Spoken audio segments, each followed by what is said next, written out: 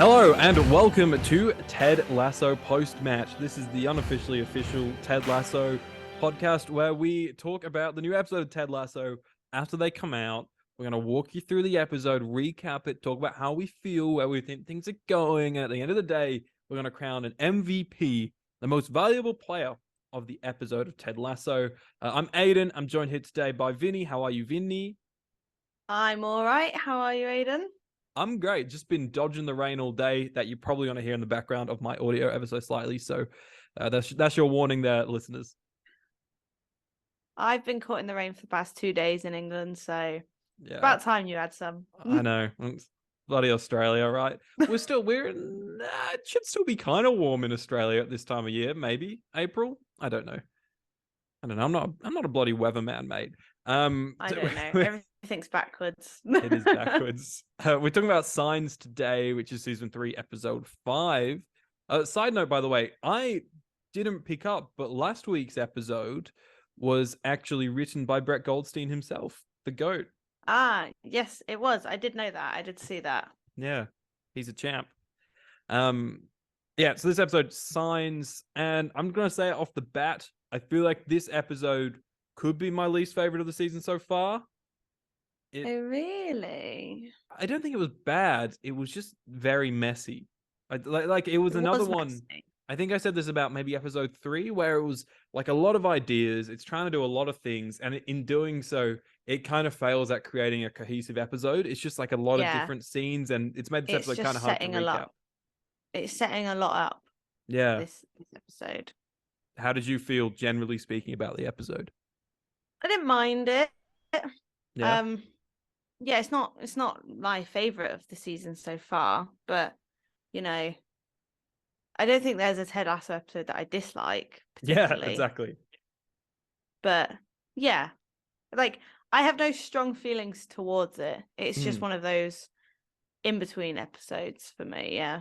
Yeah, no, I agree. I think this is the exact same thing I said about episode 3, where I don't think it works great as an episode, but the scenes that it consists of are all fantastic scenes. So we're doing things a little bit different this week, and probably we'll try and stick with this going forward. But with this being such a messy-ish episode, lots of different characters doing individual things. So instead of going chronologically through the episode like we usually do, what we're going to do today is we're going to go character by character and just focus on their whole story arc one at a time. Does that make sense, Vinny?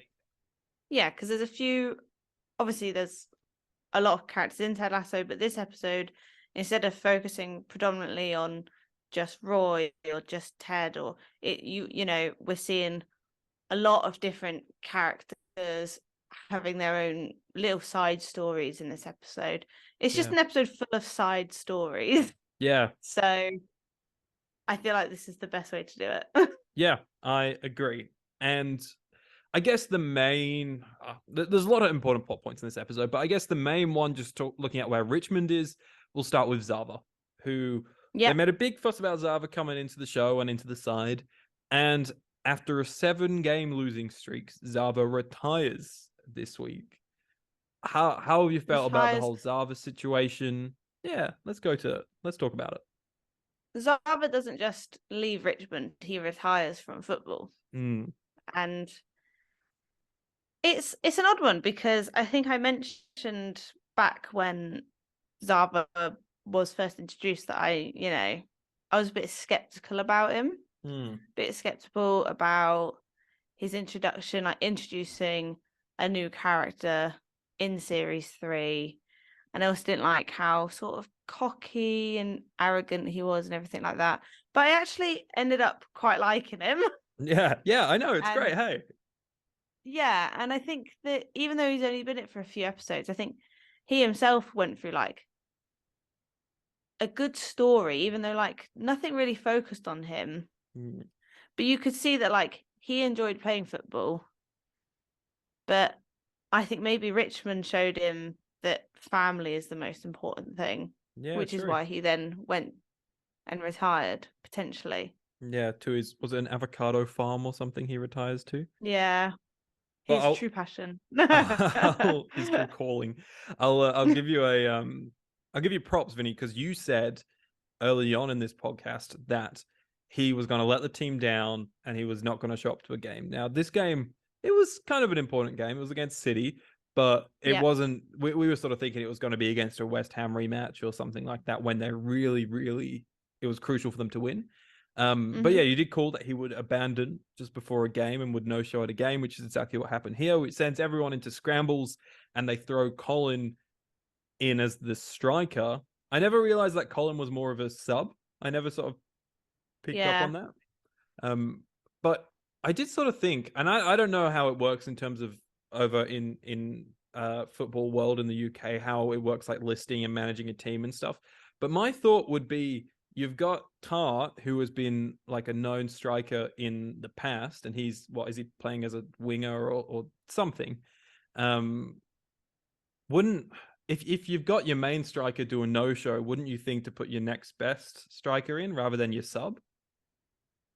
Like, I don't know. I thought Jamie was always another striker on the field anyway. But you have like one main striker or two main strikers, but the formation that they had was only one main striker. And that's why Colin, instead of Zava starting with the ball, Colin started with the ball because Colin was subbing in as Zava's replacement. I'm not sure. Don't know. All right, maybe I'm thinking too much football theory. I'm not that big of a football fan. I'm just thinking, like, wouldn't they look at the team sheet and adjust like where positions are so that Tart could end up being the main striker rather than doing the same thing that he would have done? Because literally all they did was swap Colin and Zava out. But I don't know. Maybe it was too late. Maybe. I don't know. I don't know football enough. I don't know. I'm not a football manager. You're English. You're supposed to know the footballs, Vinny. It's in your DNA, right? The England men's national team has not won a tournament since 1966. So, I'm just saying, maybe I shouldn't be labelled as the football person here. Okay. Well, we'll both just pretend that we are. That's how we'll run with this. But no, I agree with what you're saying about Zava. I think he was a pleasant surprise to subvert expectations, and because he definitely was cocky, and he remained slightly cocky at the end because he's very set in his ways. But you also saw that he is more than that, and he is still a human. And even though he's quite cocky about his sport, in a way, he's not cocky about his family, but I think he's more passionate rather than cocky. And sometimes his passionate can seem kind of cocky-ish because he's equally as passionate about his family. I mean, in the end, more so passionate about his family. Yeah, no, I definitely agree. Like, I think the introduction of Zava being this person that, everyone wants to try and impress and everything like that. I think seeing him on the team dynamic was interesting. And it was nice because he didn't, he wasn't cocky in a way that he was like, but like in series 1, Jamie was cocky and arrogant.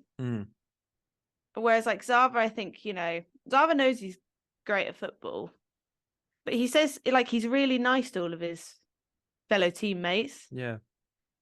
Which, I don't know, it's an odd one because, Jamie was cocky and arrogant and he was an arsehole. And I don't know, I did actually quite enjoy Zava on the team. But I do understand almost why he did retire, because he is just, I think, carrying Richmond. He's this goal scorer, and even then, it's not enough. And I think that might even be Zava's reasoning for retiring, is that he knows he's good enough at football. He can let that lie, whereas everyone else on the Richmond team has something to prove. Like at the end with Jamie, everyone else, even in the show, has something to prove this season, but Zava doesn't. He's happy. That's true. He's like stepped away. Yeah, it's interesting to note that Ted Lasso as well is quite a show about bad dads. So like Ted's got a terrible dad, and that explains a lot of his backstory. You've got Rupert, who is now being a terrible father. You've got Sam having a bad relationship with his father. You've got Nate having a bad relationship with his father, Jamie having a bad relationship with his father. And so it's interesting to see Zava pursuing being a good dad. And ultimately, I almost think like that's where Ted's arc might go. And I'm not saying Ted's been a bad dad in the past, but I think he's might at the end of the show be like, okay, I need to be there for my son. And that's maybe why he could end up flying back to the US. I don't know. I want to give a quick shout out to my boy Danny, who cries when Zava leaves the team and has been announced as retiring. Yeah. And it is so funny, but also so like my heart. Yeah. Poor Danny. I will say Ted had a good relationship with his dad, didn't he? Because he used to take him to play darts all the time. And yeah, sorry, yeah, I kind of misspoke on that one. His dad, I was a good dad from memory, but it was his dad ended up killing himself. Did he? Was there a suicide or? I can't remember. Because Ted has daddy issues. 100% Ted has daddy issues. Yeah. I just can't remember the exact circumstances of this. How good of a Ted Lasso podcast for me to to do that. It's more like, you know, a lot of the characters have very different, slightly difficult relationships with their fathers. Yeah. Because then you also have, I think it's a lot of fathers, but then you also see Rebecca having not the best relationship with her mother. There's a lot of like divorce and single parents in the show. Yeah, but then at the same time you have Higgins, and you know, Higgins is always there for his kids, and he's there with his wife that he loves, and they're really supportive of each other. And I think Ted Lasso does a very good job at representing a lot of different family dynamics. Definitely. Which is refreshing to see. It's really refreshing to see, because a lot of the time on TV you see, you know, husband and wife, a son and a daughter, lovely stuff, and it's like, no, that's not what. Maybe some people have that, but yeah, it's not. It's life isn't as simple as that, and I really like respect Ted Lasso for sort of representing all of these different family dynamics or relationships and really delving into certain ones in particular. And like Zava retiring to just spend time with his wife, because he said that like that's his favorite thing. Which is very sweet. It's very sweet. Yeah, it is. Rebecca, she has a run in very early at the shop, the coffee shop. And it's with the guy that she went on a couple of banter dates in season 2, I think. And it's very funny when he's like, "Oh, this is Rebecca, who we went on a few dates with, and then dumped me out of the blue," or something like that. In this exact coffee shop. Yeah. And this is one of those things where I feel like TV shows, when you're playing with psychics, you're kind of playing with fire. Because there's a certain like believability about things, and this bloke's girlfriend or whatever, she says, what is it, shite in knighting armor, I think she says. Shite in knighting armor, yeah. That's it. And she's like, oh, it's just another one of my brain farts. And I'm like, that was one hell of a brain fart. Yeah, but I do think that's possible as well. Like, you know, I think everyone gets their words muddled sometimes. Yeah, I do all the time, but I think with me, this psychic being critical. No, I'm so critical. I'm the critical one that's just here to hate everything. I think for me, it's like the psychic stuff is like you can have one or two things happen and go by the book of the psychic thing, but when everything starts to happen, maybe because I'm a little bit more skeptical about this sort of psychic thing, so when these things start happening that were called out a couple of episodes earlier, maybe feels like a little cheap to me, but I don't know. I don't hate it.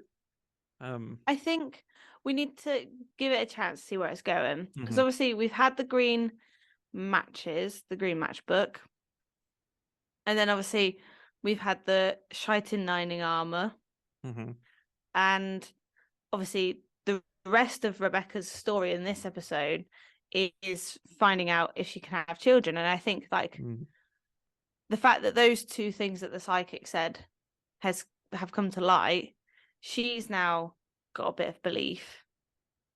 So that's basically her arc for this episode. Her story for this episode is that she wants to know if she can have children. And I think that if she could have children and it was as simple as that, then I would be on your side with it. Yeah. Because it is just a bit, what's the point in that? But I think, it's given her a bit of false hope. But I think she will be a mother, but she's not going to be a mother naturally in that regard. Definitely. Yeah. I think maybe like she'll adopt someone, or she'll become like a mother figure to someone. And I think like this episode, I think really pushes towards the idea of Ted and Rebecca a lot. And I could definitely see that, especially with Rebecca becoming a mother, everything like that. Yeah. I don't know.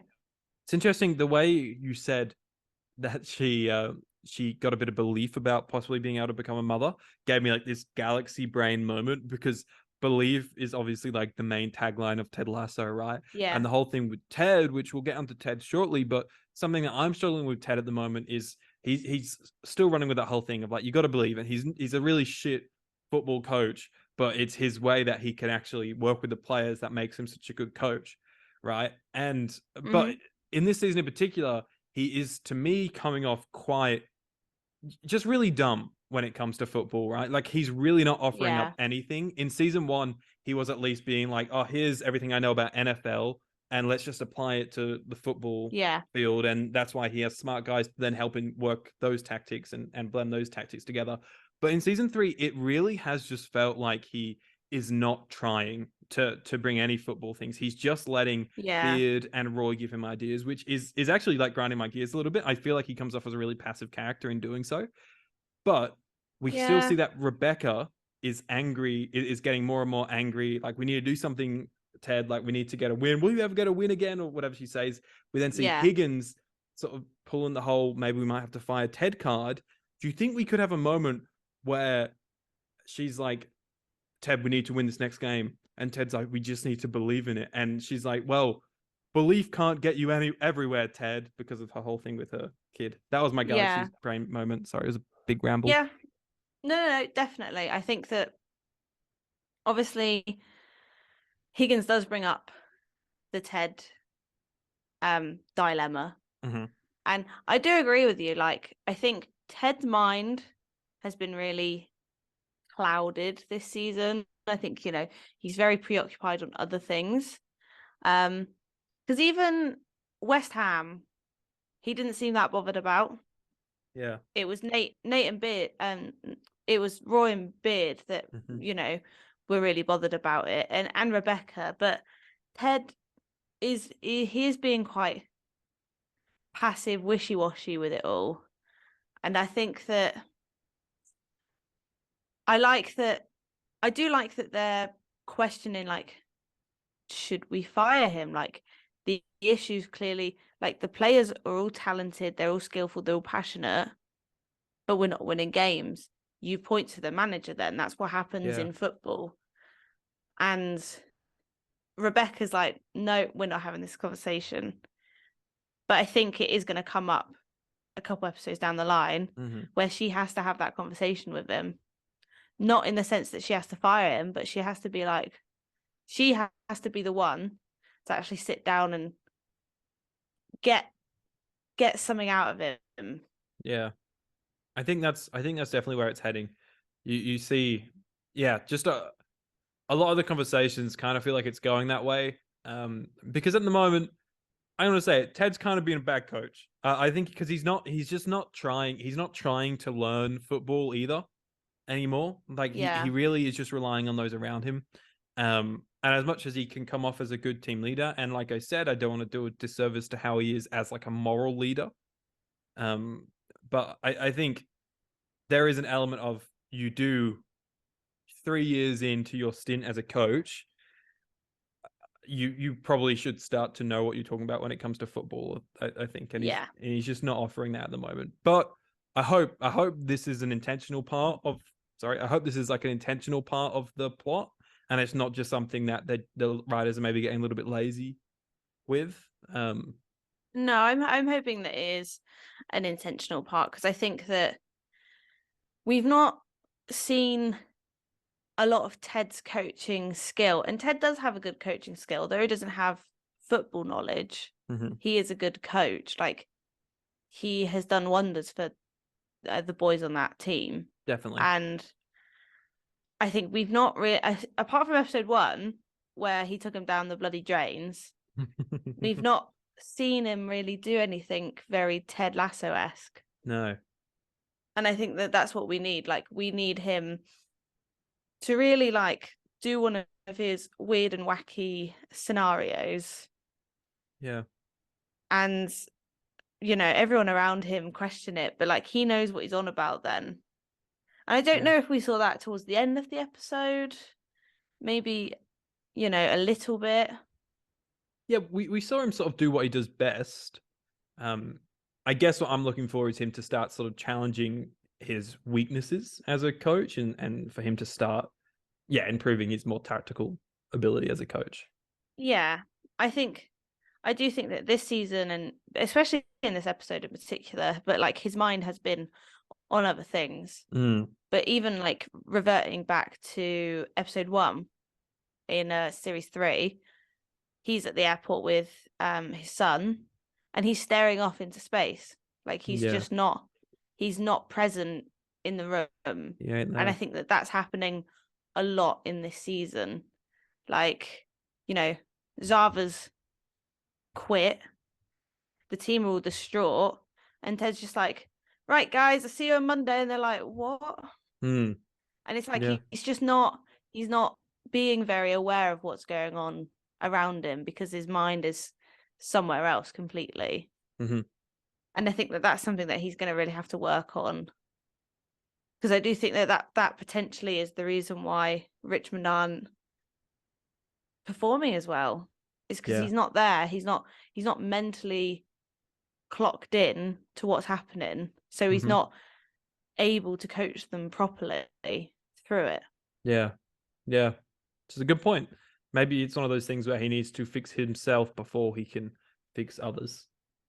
And he seems to always be constantly focused on others. Like, in this episode, he's very focused on his son, which, you know, is understandable. And that's the beauty of Ted, is that he, you know, he is trying to be a good father. But, you know, I think it's taking a lot of attention away from the team, and now the team's going to suffer. And I think this is really going to be a big balance thing going forward. But Ted's he's not focusing on himself. He's not, you know, last episode they said that he was it last episode? They said that he was a mess. Yeah. And he seems to not really, in this episode, he's not a mess anymore. He's just cracking on. Well, this episode, he feels like one of the first times that he finally got a good hold of one of his panic attacks. Yes, so, defo. So I guess we'll sort of go a little bit. I was going to say Ted talk to later, but yeah, we're here now, so we might as well smash it all out. Sorry. So no, I was part of this as well. So Henry, his son, is, at first they think he's being bullied. It turns out he is the bully. But he makes up for that, and he sorts it all out with a rap apology or something like that. And so after Ted gets off the phone with Henry, he starts to have a panic attack, and then he calms himself, and you see flashes of Henry at the airport leaving, and he calms himself, and it's for one of the first times that you kind of feel that Ted's kind of starting to get a hold of his panic attacks a little bit. Might be one of those things where things get better before they get worse. Maybe. I think that it was really nice to see, you know, he's about to have a panic attack and he becomes aware of it, instead of what we've seen happen to Ted in the past when he has one, is that, you know, he just sort of succumbs to it. Yeah. Whereas like here, he's aware of the signs and he got over it, which is good. Like that's a big moment for Ted. Definitely. But I just think that I don't know, I just think he's got a lot going on. Something's gonna have to give. Yeah. Yeah. And I agree. part of me thinks that it might be Richmond. I agree. I could definitely see it going that way. But then there's so many questions, because it's like if he gives up Richmond and moves back to be with his son, then the possibilities of him finding a partner in Rebecca or what's her name? Sassy. Sassy. Thank you. You're the name queen over there. Between like Rebecca or Sassy possibly goes out the window. I couldn't see either of those two uprooting and moving. Rebecca, being the boss of Richmond, and Sassy having a kid.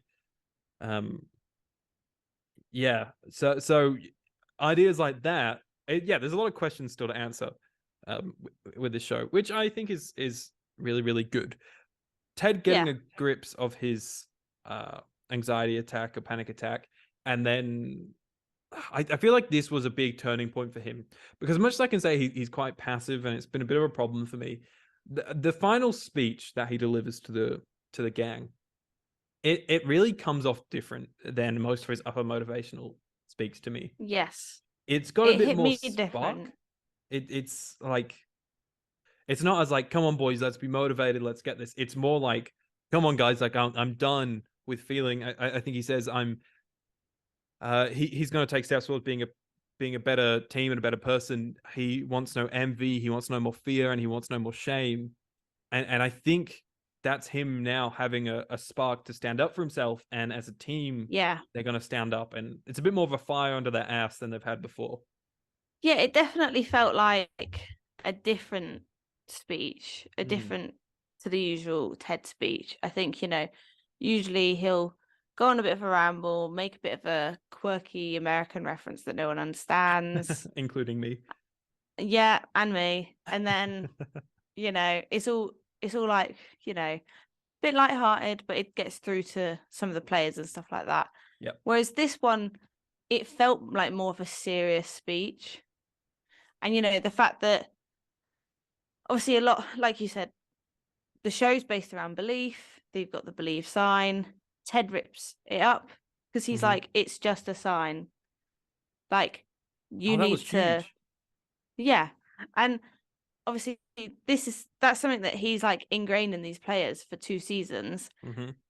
The fact that he rips the sign up in front of them. I think the players' reactions are all justified. But Ted's like, this is just a piece of paper. Yeah. And I think, it's not one of his lighthearted speeches. It's very much a let's get shit done sort of talk. Which is what we've been needing from Ted. Yeah, I just hope it works.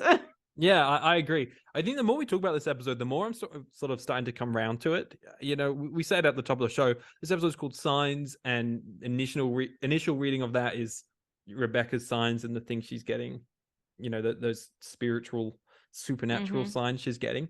But this is why the writing of Ted Lasso is so good. The final scene is all about the belief sign being ripped up.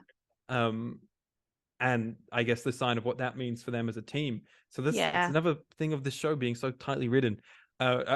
Quickly, one negative I do just want to touch on very briefly is that I think this show always does jokes that go on a little bit too long, and that's funny. And I think it's good. Like they run with a joke, and it'll be like a paragraph long speech about something that's really funny. But this episode did it far too many times for me. Like, for example, when Roy is talking about like getting revenge on Henry's potential bully. Oh no, I loved that. No, it was good. It was good. And I thought it was so funny. That we're going to beat him with a rope, and then they're going to confuse the red paint with their own blood, and then you're going to beat them again. Yeah. And again. Which was funny. And it gets to the end of it, and you're like, oh god, that went on for a bit, but it was kind of funny. But then there was a few more times throughout this episode where just long paragraphs like that just kept going, and I was like, oh, I'm kind of. You get the joke from the first part of it, I think. That's just me. Yeah, that's a very sorry, that's very picky detail. Yeah, that's me, the picky detail guy. Aiden, Don't the listen picky to detail Aiden. guy. Don't just mute me. There.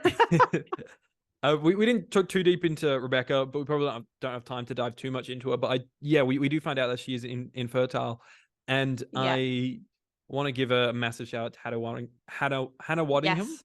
for Yeah.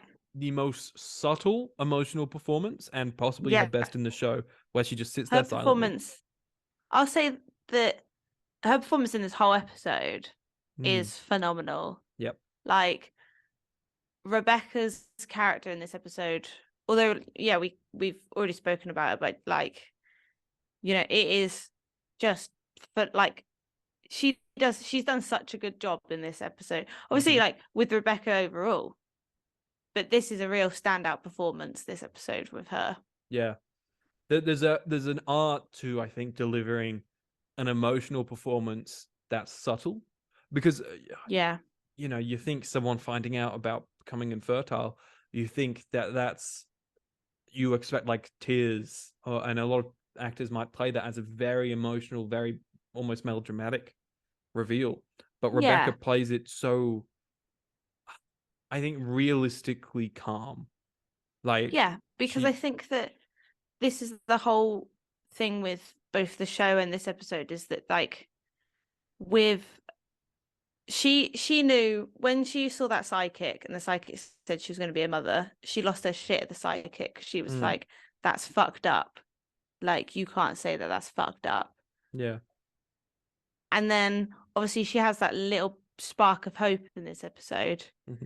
But when when she's told that she is infertile, she knew.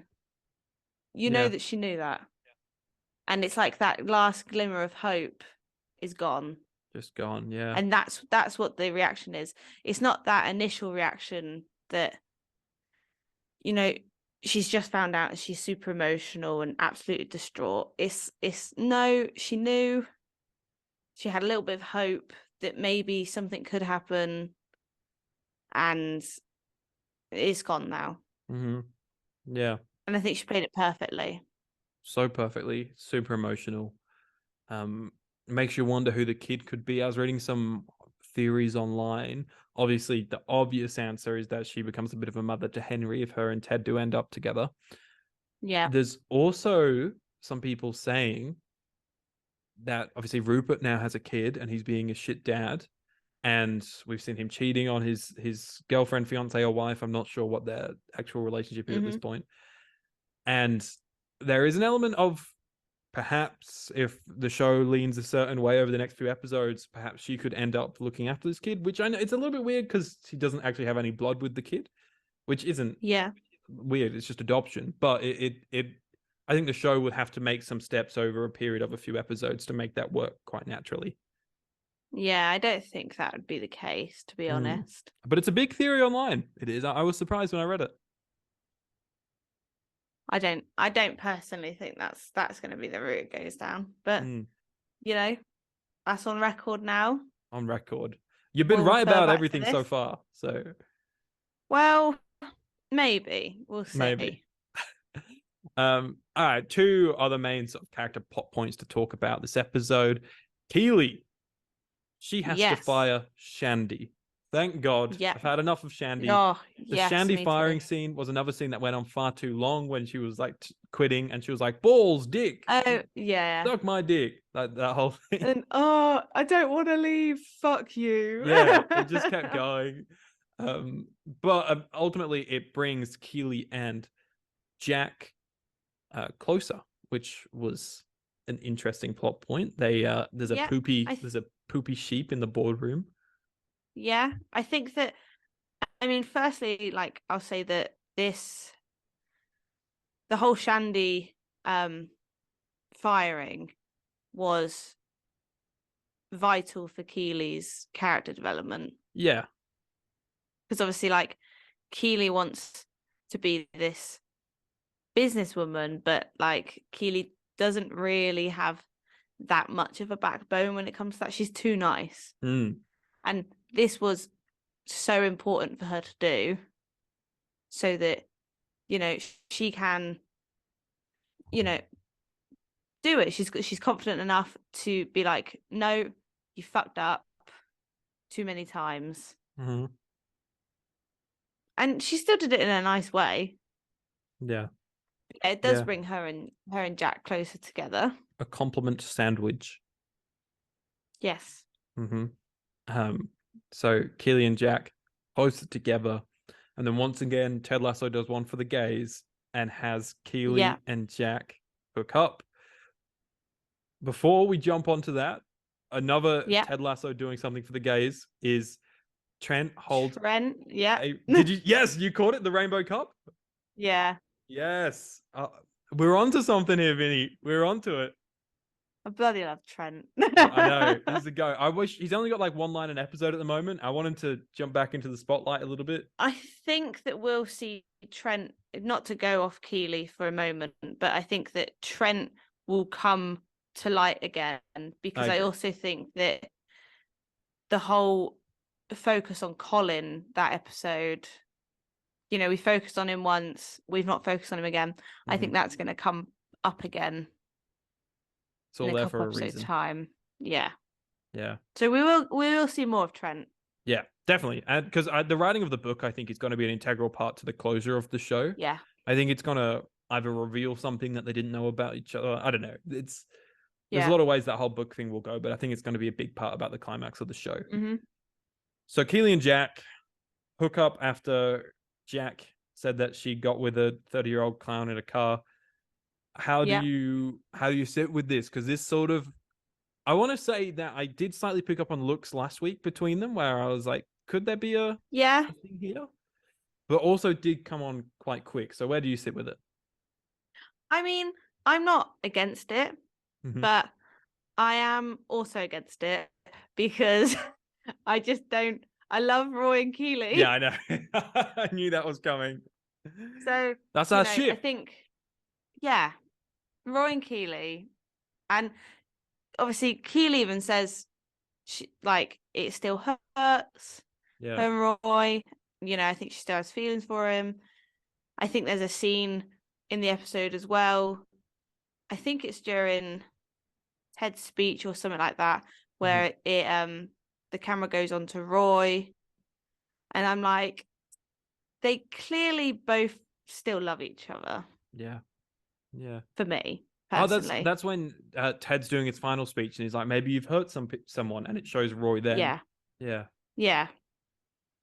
So I think that I don't know where this is something that I don't know where they're going to go with it. It's that's kind of my thoughts as well.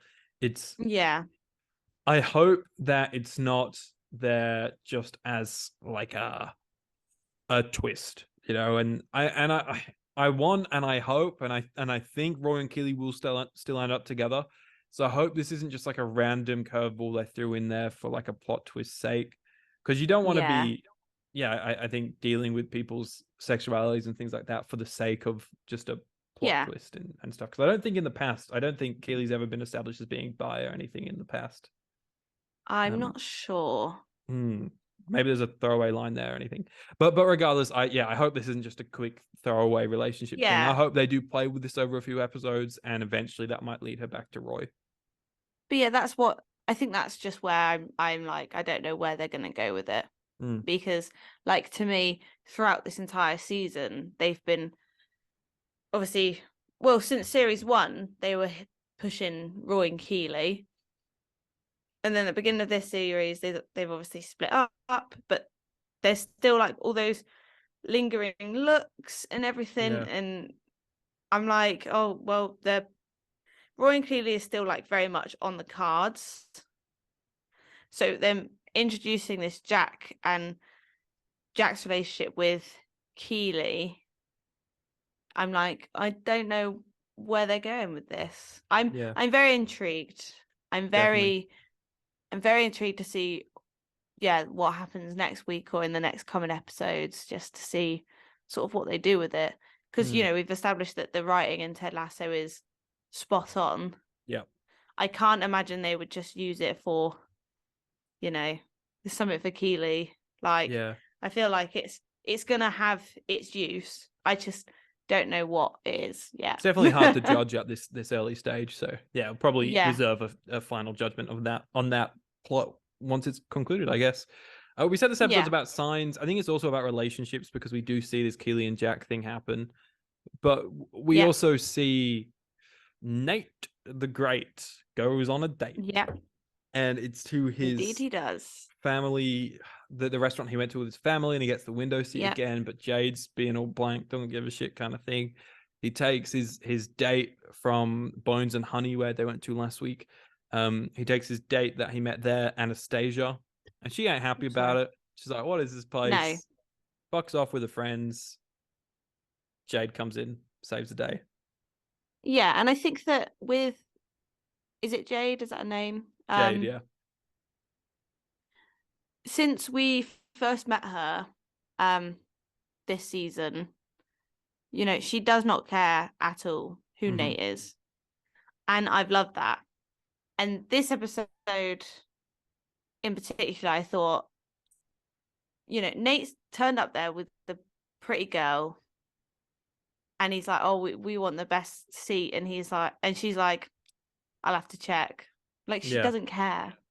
And I love her. I love her because of that. But I also think, I was thinking throughout this episode that that's the sort of person that Nate will end up with. Yep. Because she doesn't like him for the fact that he's the head coach at West Ham. Like, she doesn't care about that. Yeah. But the fact that she was like overhearing his conversations and she found it quite funny and quite amusing. I think she's seen that odd bit of Nate that not a lot of people are seeing at the moment, where he is quite genuine and he can be quite nice. And she's seen that in him. Yep. So I do think that this will have sort of relevance further down the line, potentially. It's I don't think that she won't stand if her and Nate end up dating or whatever. She won't stand for Nate being an asshole. Yeah, exactly. I think that that's really gonna help Nate look at himself like properly. Yeah, I think with Nate, and it's so good when shows get this sort of thing right. It's a classic screenwriting thing where it's like each character has a want, but each character also has a need, and their wants and needs need to be quite different. And Nate wants, and basically throughout the plot of a show or a movie, the character will try and accomplish what they want, but then in the final act, they'll figure out what they actually need isn't what they wanted. And so for this, it's like he wants Anastasia, he wants the supermodel, he wants to be the boss, he wants to be that intimidating manager, but and he wants that stuff to get his parents' attention.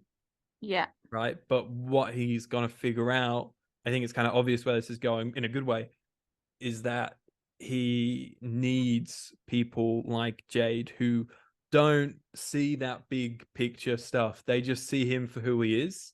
And him being genuine and being himself is the biggest compliment that his parents can have, and would drastically I think reflect his relationship, improve his relationship with his team. Yeah, definitely. And I think that this is something that they're definitely going to use going forward, because obviously this is, I think, the second or third time we've seen her this season. Yeah. That Jade. So like we're definitely going to see her again, because they're sort of making her slightly more prominent side character. And I think that it will definitely help potentially Nate's redemption, if he has a redemption. I think that that's definitely how it will come about, or certainly how it will start. Yeah.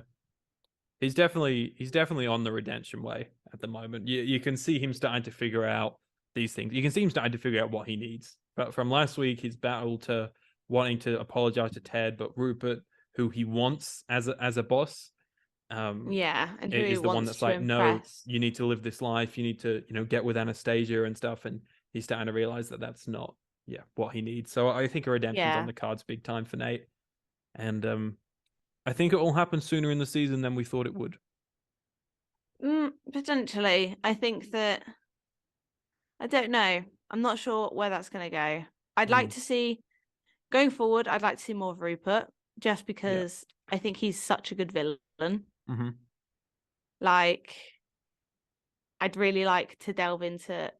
I don't want like a Rupert centered episode or anything, but I think that it'd be really good to have him just a bit more prominent in an episode. Mm-hmm. Because I feel like the most prominent we've seen him is last week. And then aside from that, we've only seen him like crop up occasionally. Yeah. And even in the last 2 seasons, he was only like guest starring at that point. So I think, the fact that he's main cast this season, I'm hoping that we're going to see a bit more of him going forward, because I think that that's really going to, add fuel to this slow burning fire that's occurring at Richmond at the moment. I think that he'll rile everyone up, and then it'll hopefully all backfire on him. I think with Nate obviously starting to turn good and realize the error of his ways, the show then needs a new villain to step up. And I think that will be Rupert. So I think towards the end of the season, if Nate moves back to Richmond, or whether he's just struggling at West Ham or whatever, I think we're then going to start to see Rupert take center stage a little bit there. Yeah, and I personally really enjoy that, just because I find that any episode that he's in, it really throws a spanner in the dynamic, and he's so good. Yeah, and it makes it really, really interesting. Mm-hmm. He's so good. So good. Okay, that pretty much is everything, all the main stuff from this week's episode. Do you have a most valuable player? Have you figured it out? Before we started recording, you said you haven't figured it out yet. Do you have one now? Yeah. So I think I'm gonna go for Keely this episode. Okay. Just because, like, I feel like she's had a lot of good character development in this episode. Mm-hmm. With stepping up to actually being a good boss, and like firing a hindrance. Yeah. And then developing her relationship with Jack. I think that's like it's strong. I think she's been a really good character in this episode in particular. She probably got the aside most. From, I was just gonna say she probably got the most done, I'd say, in terms of firing and accomplished the most. Yeah, and I think that's why she's my MVP this week. Aside from that, it would probably be Ted, just for that last speech, but yeah, I'm gonna stick with Keely for my MVP. Mm-hmm. I think Keely's a good bet. I think Ted's also a good bet. I think him giving that final speech was a very valuable moment and could prove to be an MVP moment. But I don't know. Yeah. We've got to sort of see how it plays out, whether or not that speech does shift the team, and whether that is where his mindset is now from now on, whether he's conquered that hurdle. But for me, and you are gonna bloody hate this, the person who for me showed the most growth in this episode, be Nate in it. It's Nate the Great, mate. Nate the Great goes on a date, and he comes out just feeling better for it. And nah, Nate doesn't deserve a good date. No, but he got one. He's realized that he doesn't need the famous jazziness of Anastasia, and what he needs right now is just a total normal person who doesn't give a shit about fabulous, fantastic things. She's just Jade, and she's just here to call you out on your bullshit. Although I think Jade and his potential love interest relationship with Jade will affect and potentially, start to turn Nate good again. Mm-hmm. I think it's too early for him to be an MVP for me. Okay. Yeah. I don't think that one date with this girl is going to change how Nate is towards players and towards, everything like that. Mm-hmm. I think it's too early for that. It possibly isn't. And maybe it's a similar thing to Ted, where it's like we've seen them take that first step in the right direction, but we've not seen how many steps they do take in that direction. Yeah. So, yeah, that's cool. I think that's a good note to end on. Yep, I agree. Vinny, thank you very much for your time. We've gone pretty long this week, which is lots to talk about though. Lots to talk about. Bit of a scramble of an episode, but they got a lot done in the episode. So yeah, make sure you hit subscribe, follow us on whatever platform you are listening to us on, and drop us a 5-star review. Vinny, plug yourself for a second. You can find me on Instagram on Last Orders Music UK, and also on Spotify and everything like that. So just go check it out. For those beats, those sick beats, yo. You got to check out Aiden as well on his other podcast. That's me. I have a Doctor Who podcast, which is a little bit more informal, go a little bit more off topic on that one than we do here. It's a Doctor Who podcast where we drink beer and talk about Doctor Who. And yeah, I've been doing that for a long time. Sometimes I'm on it. Vinny has had some guest appearances, maybe 2 or 3. Yeah, I'd say so. Yeah, so if you're a fan of the Ted Lasso podcast and you want to hear us talk about other things, head over to Aiden's podcast. That's right. The Lasso 50% Doctor Who podcast expanded universe is that's where it's at. Thank you very much for watching and listening, and we'll see you same time, same place next week. See you next week. Bye. Adios.